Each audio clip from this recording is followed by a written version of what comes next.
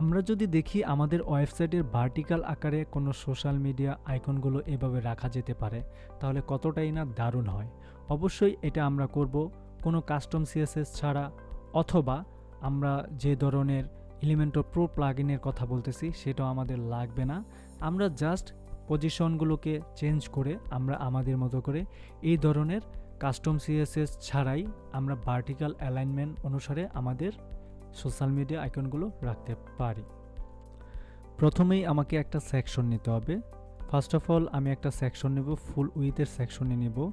Just এটাকে আমি বর্ডারও রাখতে পারি, কলামের কন্টেন্টটাকে ফুল উইথেও রাখতে পারি, ডোন্ট ওয়ারি, কোনো ব্যাপার না। ওকে, আমি এটাকে বক্সেই রাখবো, বক্স শ্যাডো যেভাবে আছে। জাস্ট এটাকে আমি কলামটাকে নো গ্যাপ করে দেব, হাইটটাকে আমি ফিট টু স্ক্রিন করে দেব, তারপর পজিশনটাকে আমি মিডল থেকে মিডলে রাখবো, ভার্টিক্যাল অ্যালাইনটাকেও মিডল রাখবো, যা আছে তা ঠিকঠাক মতো আছে। এখন আমি ব্যাকগ্রাউন্ডের একটা কালার চেঞ্জ করে দিয়ে দিব। সো ব্যাকগ্রাউন্ডের যে কালারটা আমি সবসময় দিয়ে থাকি এই টাইপের কালারটা, বোম। এখন আমি কি করতে চাচ্ছি, আমি চাচ্ছি এখানে একটা সোশ্যাল মিডিয়ার আইকন নিয়ে আসতে। জাস্ট আমরা রুবিক্স কিউব আইকনে ক্লিক করব, লিখব এখানে সোশ্যাল আইকন লেখার পর আমরা এখানে জাস্ট এখানে অ্যাপ্লাই করব আমাদের আইকনগুলো নিয়ে আসার পর অ্যাড আইটেম থেকে আমি আরও কিছু আইটেম নেব, যেমন স্পটিফাই নিলাম, তারপরে আরেকটা প্লাসে ক্লিক করে আমি এখান থেকে নিব তোমার ইনস্টাগ্রাম নিতে পারি, তারপর তোমার টুইটার নিতে পারি, এরকম আর কয়েকটা আইকন কিন্তু আমি নিতে পারি খুব অনায়াসে। ওকে, সো আমি টুইটার তো নিয়েছি, বাট আমরা এখান থেকে ইউটিউবও নিয়েছি, সো ব্যাপার না, আমি এখানে নিতে পারি লিঙ্কডিনটা নিয়ে নেই, জাস্ট গো অন। এখন এই কয়েকটা ইমেজ আমি নিয়ে আসছি বা সোশ্যাল আইকন।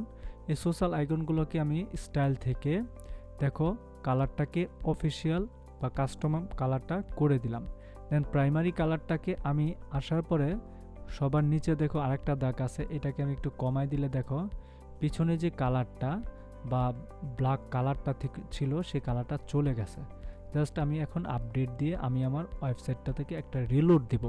রিলোড দেওয়ার পর আমি দেখতে পাচ্ছি এখানে আমার সোশ্যাল মিডিয়া আইকনগুলো শো করছে। ডোন্ট ওয়ারি, আমরা চাচ্ছি এখানে ডান দিকে আমার সোশ্যাল মিডিয়া আইকনগুলো অথবা বাম দিকে নিয়ে আসতে, যে কোনো একটা সাইটে আমরা নিতেই পারি। জাস্ট আমরা সোশ্যাল মিডিয়া আইকনের কলমটাতে ক্লিক করব, ক্লিক করার পর আমরা এইদিকে দেখব যে তোমার অ্যাডভান্স ট্যাবে চলে যাব। অ্যাডভান্স ট্যাব থেকে আমরা উইথ অপশনটাতে দেখব বাই ডিফল্ট লেখা আছে, এখানে আমি দেখো ইনলাইন দিব, ইনলাইন নো, এটা দিচ্ছি আমি ফুল উইথ নো, আমরা অবশ্যই কাস্টম দিব। কাস্টম দেওয়ার পর ঠিক দেখো এইভাবে আছে। তারপরে এখানে আমরা দেখো পার্সেন্টেজ বা উইথটাকে আমরা দিব 0, ডান। 0 দেওয়ার পর দেখো এরকম কিন্তু সে সুন্দর মতো চলে আসছে, তাই না? ওকে, ঠিক আছে। এখন আমরা এটাকে দেওয়ার পরে দেখো সেন্টার রাখলাম, দেন পজিশন অ্যাবসোলেট বা ফিক্সড আকারে আমরা রাখতে পারি, ঠিক আছে। আমরা পজিশনগুলোকে ঘুরায় চেঞ্জ করে দিতে পারি, ডোন্ট ওয়ারি। আমরা জাস্ট রিলোড দিলাম, দেখলাম আমাদের যে লগোটা এটা কিন্তু বাম দিকে চলে আসছে। এখন আমরা ডান দিকে অন্য কোনো কিছু রাখতে পারি, বাট এখানে তো পুরাটা জায়গা জুড়ে সে বসে আছে, তাহলে কিভাবে সম্ভব?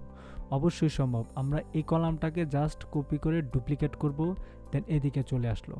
এই কলামটাকে এখন আমরা ড্র্যাগ এন্ড ড্রপ করে, খেয়াল করো, আমরা আবারও যদি প্রথম থেকে দেখাই, ঠিক এই কলামটাকে ডুপ্লিকেট করলাম, করার পরে এই কলামের উইথটাকে আমরা নিয়ে নেব 20 পিক্সেল। ওকে, ডান। নেওয়ার পরে এটা এই মতোই থাকলো, বা আমি 10 পিক্সেল নিতে পারি, 10 পিক্সেল। দেন এটাকে আমি দিয়ে দিব 90 পিক্সেল। সো এখানে আমরা যাব, এই নেভিগেটরে যাওয়ার পর দ্বিতীয়টাতে কলামটাতে যাওয়ার পরে সোশ্যাল মিডিয়া আইকনটাকে জাস্ট আমি তুলে দিব। এখন আমি এখানে প্লাস আইকনে ক্লিক করে যে কোনো টেক্সট আমি নিতে পারি। সো আমি এখানে নিলাম, বরাবর আমি মাসুদ নামেই লিখছি। জাস্ট এটাকে আমি সেন্টারে বসাই দিব। ব্যাকগ্রাউন্ডের কালারটা অবশ্যই আমি নিচে অলরেডি সেভ করে রাখছি, এটা দিব। দেন আমি এখানে কিছু ডামি টেক্সট বসাই দিতে পারি, কোনো ব্যাপারই না।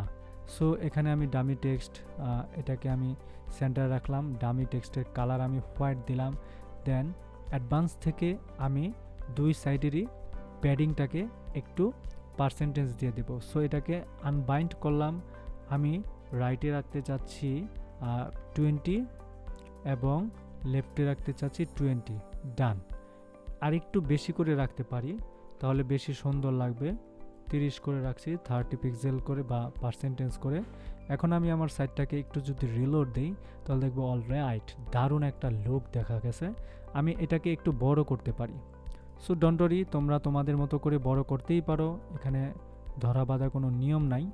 আমি জাস্ট আমার মতো করে এটাকে দিলাম, দেন দেওয়ার পরে আপডেট দেই। দেখো জাস্ট ওকে। এভাবে কিন্তু আমরা ভার্টিক্যাল অ্যালাইনমেন্টের পজিশন অনুসারে আমাদের সোশ্যাল মিডিয়া আইকনগুলো নিয়ে আসতে পারি। শুধুমাত্র সোশ্যাল মিডিয়াই নয়, আমরা আমাদের এই টেক্সটগুলোকে ভার্টিক্যাল আকারে নিয়ে আসতে পারি।